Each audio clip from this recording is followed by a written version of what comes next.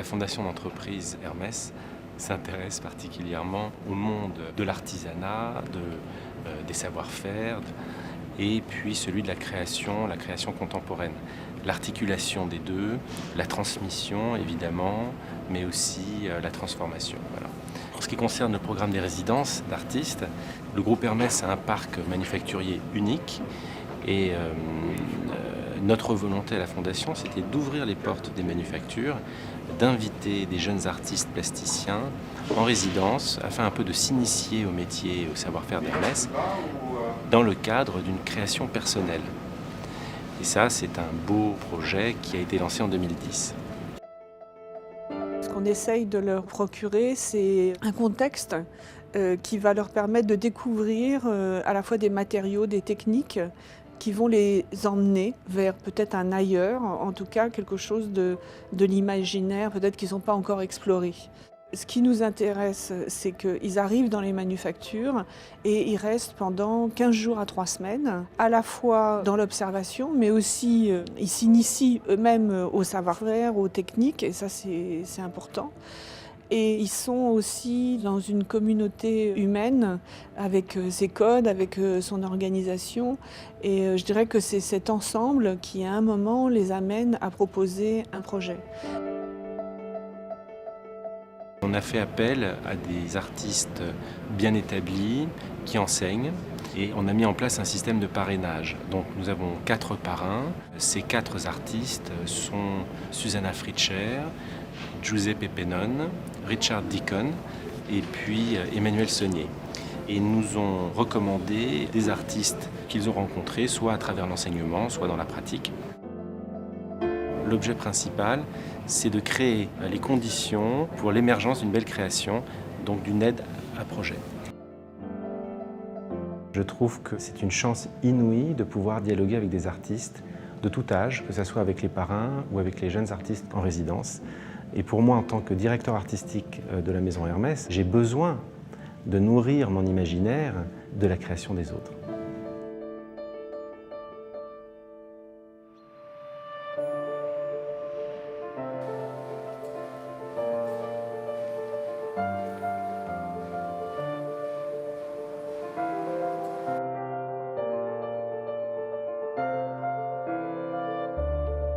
L'idée de départ en fait de mon projet, donc une sorte de lit cosmogonique qu'on peut emporter partout pour se protéger. On a des nuptiales, quelque chose qui soit là pour protéger le corps à travers le monde des ténèbres de la nuit. C'est quelque chose qui était déjà présente en moi il y a 2, 3, 4 ans. Enfin, c'est quelque chose auquel je pense quand je marche.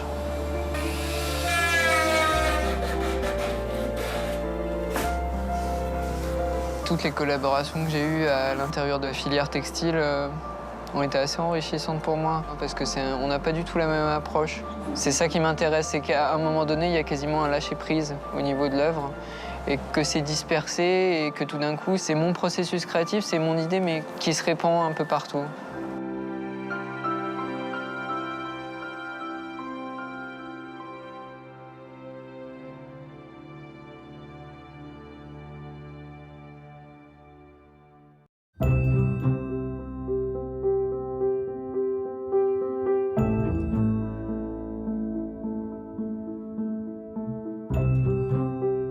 J'ai commencé vraiment tout au début à mon arrivée à tracer des lignes droites, courbées, qui pivotent. Mais c'était parce que je les voyais dans les ateliers apparaître. Ce sont des petits clins d'œil, ce sont des fractions d'une seconde où les bras s'écartent et puis c'était comme une vraie danse, des ballets des mains, une danse du corps. J'ai trouvé ça très très beau. La forme du cercle, c'était le geste et le mouvement des artisans. Moi, d'un côté, j'avais le concept, j'avais mon dessin, j'avais des idées assez précises. C'était un vrai échange entre, d'un côté, de mes idées, de l'autre, les savoir-faire pour pouvoir réaliser l'œuvre finale.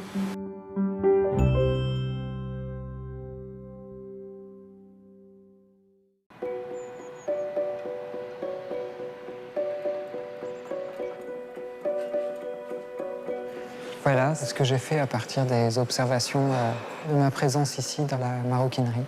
On a réalisé cette table en chêne avec un dessus cuir et qui présente des volumes en plâtre produits à partir des chutes de ce rectangle de cuir. Donc on a devant nous à peu près une vache au complet. Mais où sont les chutes? Alors, les chutes sont là-dedans. Ah, elles sont là. La partie que tu as dans la main, c'était où? Alors celle-ci correspond à ce volume-là. Oui, à ce volume-là, mais et de quelle partie du rectangle? Et le bord, ça doit être ce bord-là de la table. Et le plâtre, c'est une matière extraordinaire parce qu'il a une porosité à la lumière qui, comme il ne réfléchit pas, il absorbe la lumière, alors on peut voir très précisément le volume.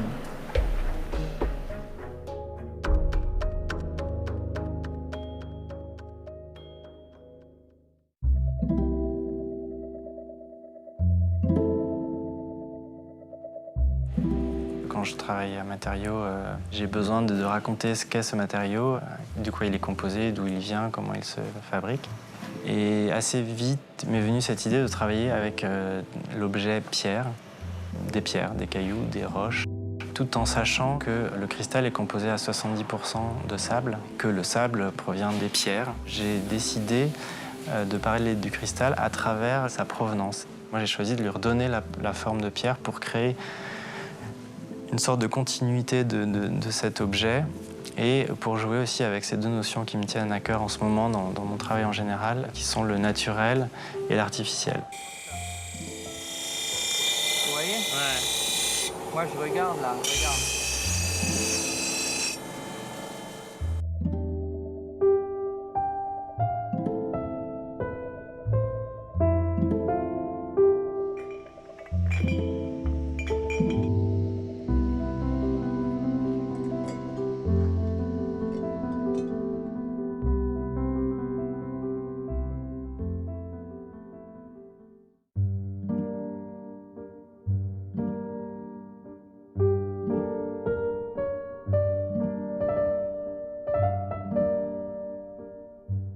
Le projet consiste à...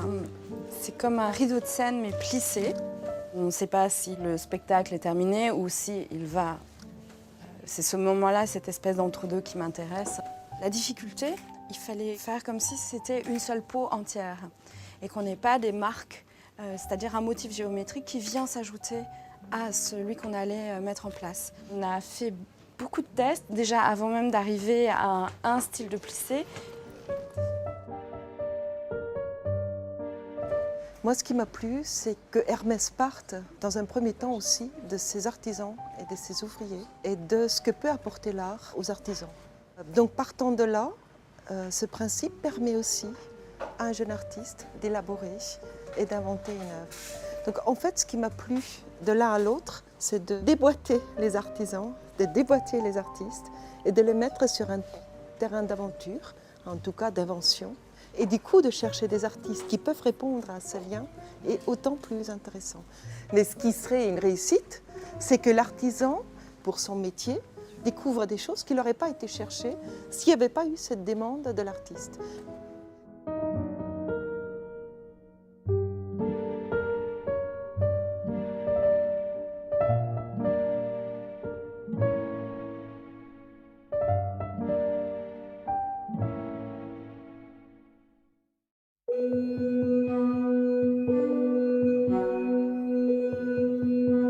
Pendant la phase d'immersion, je me suis intéressé par trois choses à Saint-Louis. Le premier, c'était l'histoire de Saint-Louis qui existe depuis des centaines d'années.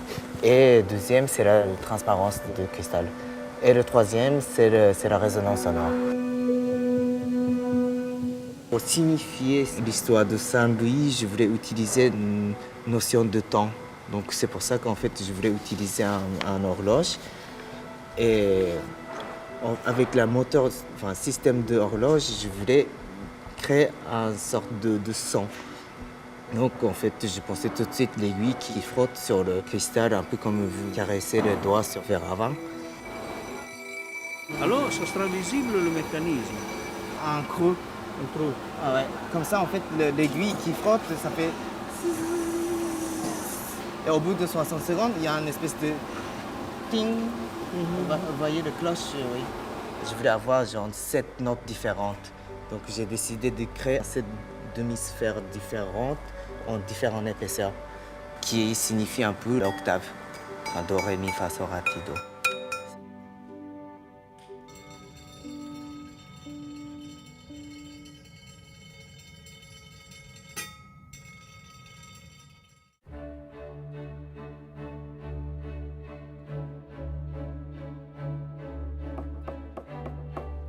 Quand j'ai fait les 4 semaines d'immersion, la question c'était de savoir, en tant que sculpteur, quelle relation je pouvais avoir avec le travail du cuir, la maroquinerie. J'avais commencé à travailler ici, à faire de la couture. Et il s'avérait que, en tant que sculpteur, il ne s'agissait pas de faire un accessoire ou un objet, mais il s'agissait de faire quelque chose qui est de l'ordre d'une relation à l'espace. J'ai eu assez vite une intuition de 2 références qui se sont entrechoquées. 2 références dans l'histoire de l'art, au Conte des Frères Grimm et la Tour de Tateline pour la 3e internationale. Une sculpture qui est composée de 4 éléments, une peau de taurillon, une peau d'autruche, une peau de chèvre et une peau de croco. Ces 4 peaux sont tendues et sont mises en relation à travers une sangle qui les lie, qui les rattache, qui les rend solidaires.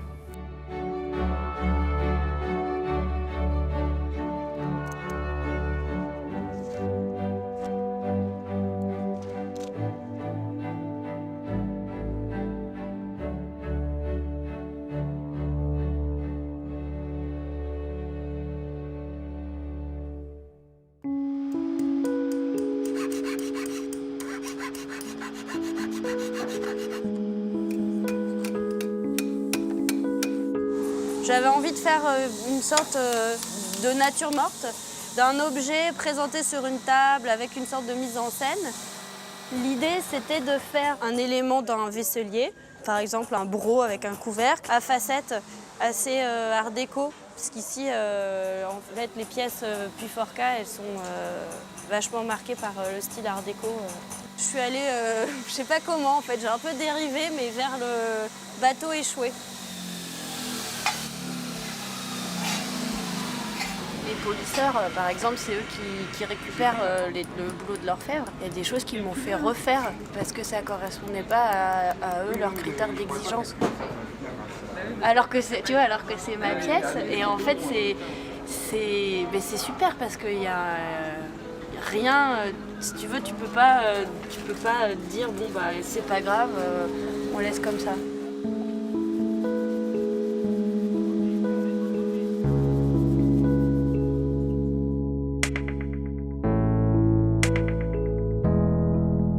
Je pense que c'est vraiment une pièce qui a été faite à plusieurs mains. Ça a été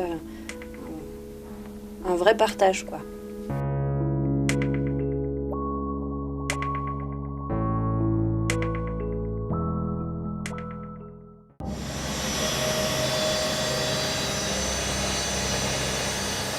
Mon projet de construire un playcase qui est inspiré en fait, d'un nécessaire de voyage que j'ai vu dans le musée Hermès, à l'exception qu'ils seront certainement habillés ou recouverts de tissages réalisés ici.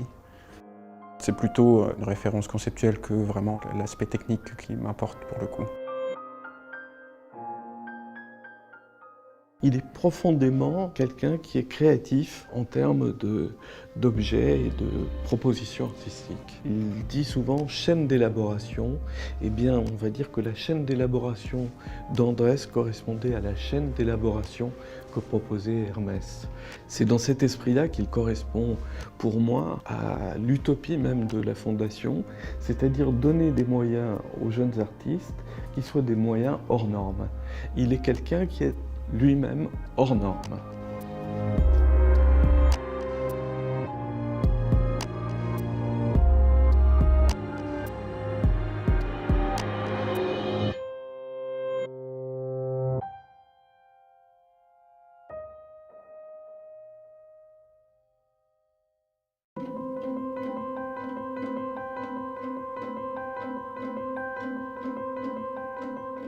C'est mon projet modulaire, ça s'appelle Pagode de la Lune.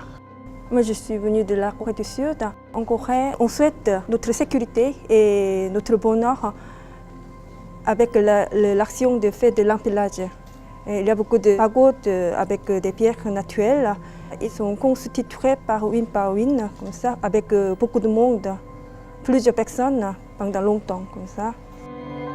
Je vais faire 150 pièces. On peut faire 3 ou 4 pagodes avec 150 pièces.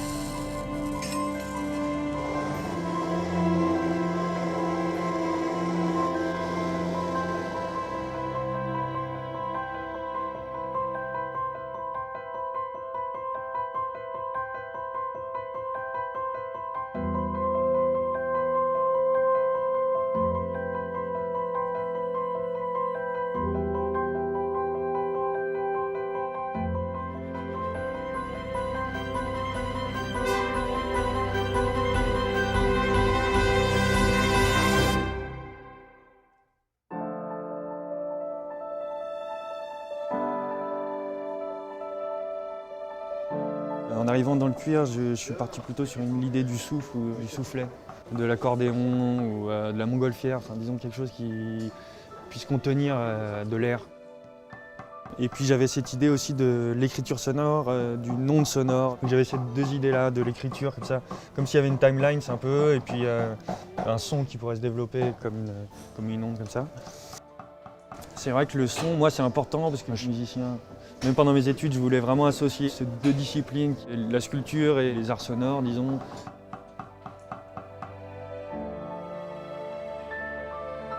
J'aime bien essayer de faire émerger une sorte de quatrième dimension, une sorte de dimension mentale. Pour moi, les objets, ils n'ont pas que leur existence physique, ils dégagent aussi quelque chose en nous qui pourrait être l'imaginaire. Ça peut être le son, ça peut être quelque chose de scientifique, de mathématique. En tout cas, ils dégagent autre chose que ce qu'ils sont eux-mêmes, ces objets.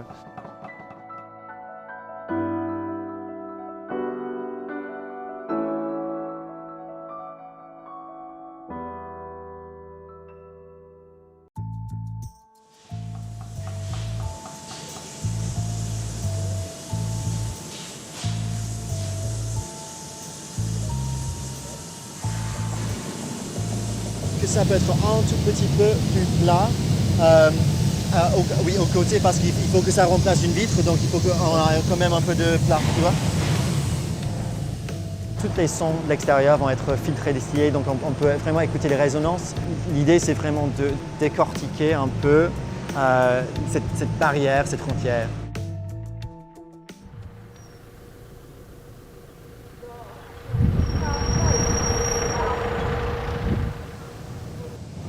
Deuxième partie du projet, ça va être une série de presse-papier. Ces presse-papiers vont avoir chacun un osselet à l'intérieur, isolé. S'ils sont isolés par implication, ils ne peuvent pas transmettre le son.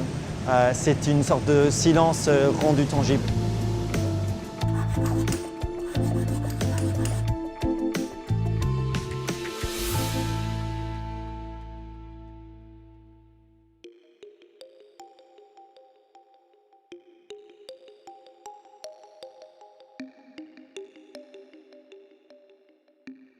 Mon projet consiste à reprendre des tambours qui viennent d'une culture qui s'appelle palenque. Alors les palenques, c'est une culture d'esclaves noirs qui, en arrivant en Amérique latine, s'échappaient, se cachaient dans des forêts et faisaient des sortes de villages cachés.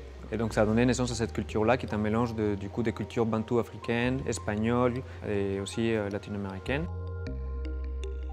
Ce qui m'intéressait ici, dans le rapport aux artisans, c'était pas tant que ça de les faire reproduire les gestes qu'ils savent faire et qu'ils font d'ici, mais du coup de partir de ce principe-là pour me dire je peux les amener à faire d'autres choses qui sont différentes de ce qu'ils font d'habitude, mais même s'ils sont différentes, qui sont extrêmement à eux en fait, parce que ça fait partie de leur histoire, donc c'est un peu les amener chez eux.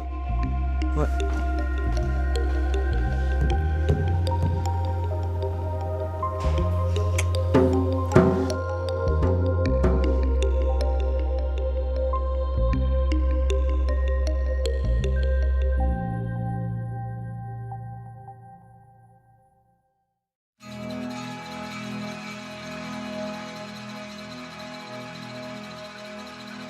Je voulais forme simple et sobre. Parce que j'ai l'impression que ça m'est plus en valeur le processus. Pour obtenir la forme définitive, il faut 5 heures de séchage, je dirais. Ensuite, ça a été fixé et lavé. Et c'est parti chez Monsieur Le Bâtard qui maîtrise l'art du détissage, qui nous permet d'obtenir ce décalage qu'on peut voir ici. Ce sont les fils de la première chaîne qui sont décalés. Ensuite, les fils repartent sur le métier à tisser. Je travaille souvent ou toujours avec l'aléatoire dans mon travail d'aquarelle et j'ai essayé de rester près de mon travail dans cette expérience nouvelle. J'aime bien créer des situations où l'aléatoire amène quelque chose que moi-même je n'aurais pas pu introduire. Le titre de la pièce va être Chaîne. C'est un procédé tellement mythique, tout le monde me disait oh, tu fais une chaîne.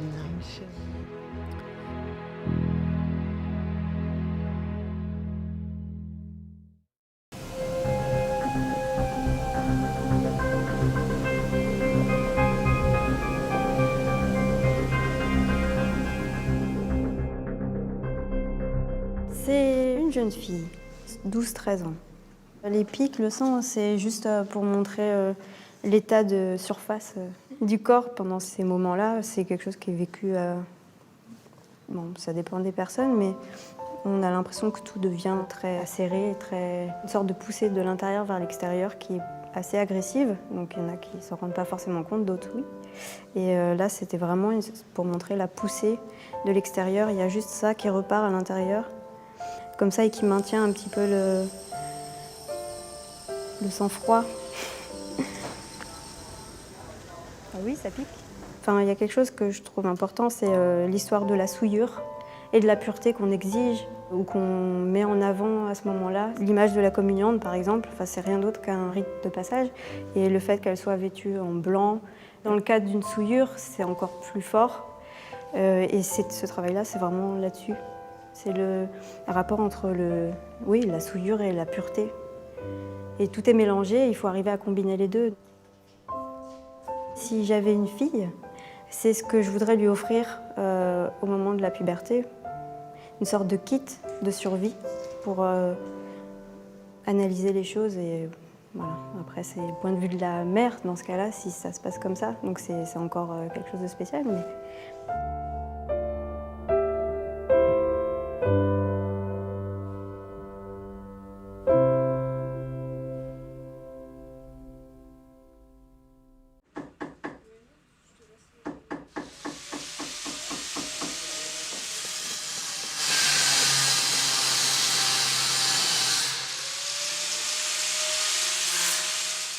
Charlotte n'a pas d'autre pensée que 3 dimensions, que les rapports de forme dans l'espace et la révélation d'une tension sourde, de quelque chose qui est voilé, mais qui est extrêmement suggestif et dont il serait absurde d'essayer d'éclairer.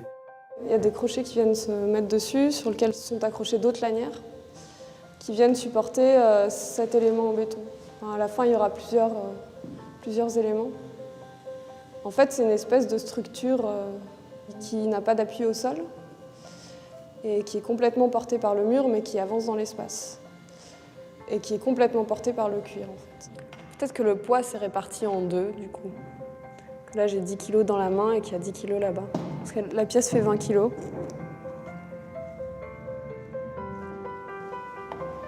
En fait, quelque part, ce qui m'intéresse, c'est de tester un peu les limites à pas dépasser et voir jusqu'où on peut. En même temps, c'est ce qui lui donne sa forme aussi. Le cuir, c'est très particulier parce que c'est une matière qui reste vivante, en fait, dans le sens où elle atteint une limite de résistance, elle se détend, mais elle peut aussi se rétracter.